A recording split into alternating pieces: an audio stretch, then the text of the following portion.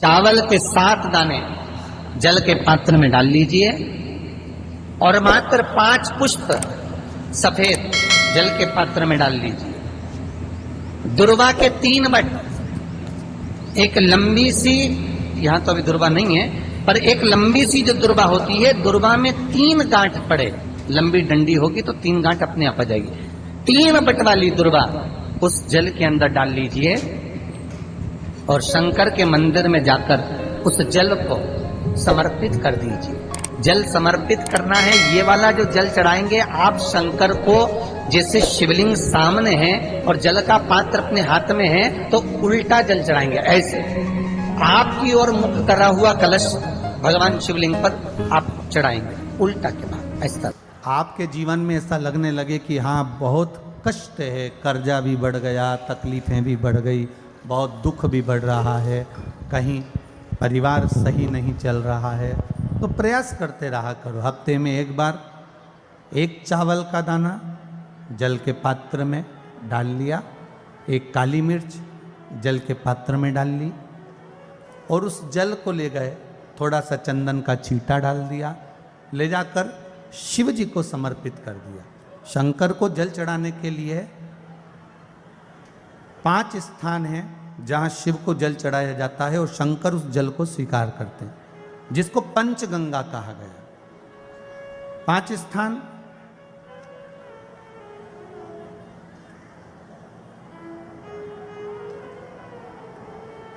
अच्छे से समझ लीजिएगा, जब भी शिव मंदिर में जाएं तो ये 5 स्थान शिव को जल चढ़ाने के लिए ये रखा है। शिवलिंग,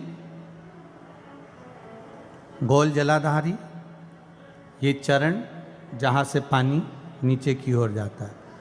शंकर भगवान के 13 बच्चे हैं, 13 की 13 बच्चे, शिव जी का संपूर्ण परिवार, 33 कोटि देवता, 64 योगनियाँ, सब शिवलिंग के आसपास में।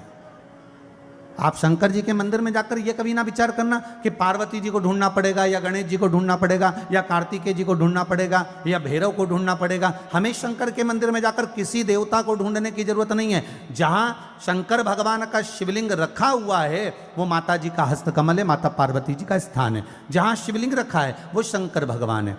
जहां जलाधारी है उस जलाधारी के पास में जहां पानी बहता है बीच में अशोक सुंदरी का स्थान है। जहां से पानी बह रहा है उसका राइट भाग वहां गणेश जी का स्थान है, लेफ्ट भाग कार्तिकेय जी का स्थान है। शंकर भगवान के ऊपर जो जल गिर रहा है वो शंकर भगवान की 5 लड़कियां, जया, विषहरा, शामली बारी, दौतली, देव, ये शंकर जी की 5 बेटियां ऊपर हैं। जहां से पानी बहकर उस निकासी से, जहां नाली बनी रहती है, पानी जहां से निकलकर बाहर मंदिर के जा रहा है वो 33 कोटि देवताओं का स्थान है। इसलिए सारे मंदिरों की परिक्रमा हो सकती है पर शंकर जी के मंदिर की परिक्रमा नहीं करते, क्योंकि वो जल जो जा रहा है वो 33 कोटि देवताओं का स्थान है, उसको हम लांघ नहीं सकते। वो स्थान जल चढ़ाते समय आप इसका स्मरण रखें।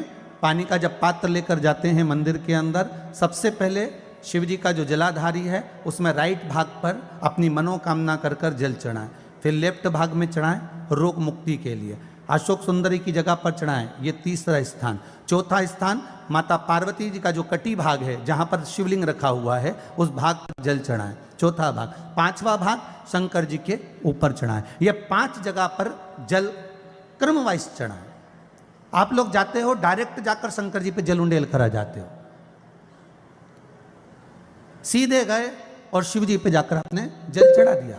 हमारे यहाँ शास्त्र कहता है जैसे अपन देवताओं की पूजन करते हैं तो पंडित जी सबसे पहले पूजन किसकी कराते हैं? जम के बोलो जरा, गणेश जी की।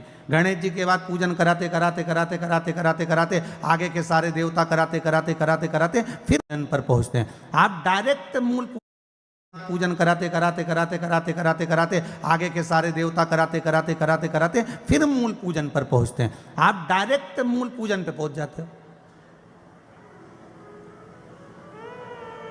और सरल भाषा में समझ लो, जितनी सरल भाषा में समझोगे ना उतना अपने जीवन में उतर जाएगा।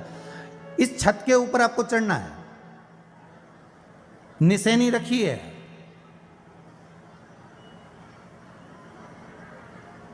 पाए लगे हुए हैं, आप कैसे चढ़ोगे? एक एक पाए पर पांव रखकर चढ़ोगे कि डायरेक्ट पहला पे रखोगे आखिरी पर? जम के बोलिए जरा। एक एक पाए पर पांव रखोगे ना कि धीरे धीरे हमको चढ़ना है। उसी तरह शिव मंदिर में पहुंचने के बाद पहला गणेश स्थान, कार्तिकेय स्थान, अशोक सुंदरी का स्थान। अशोक सुंदरी के स्थान पर जल क्यों चढ़ाया जाता है? क्योंकि भगवान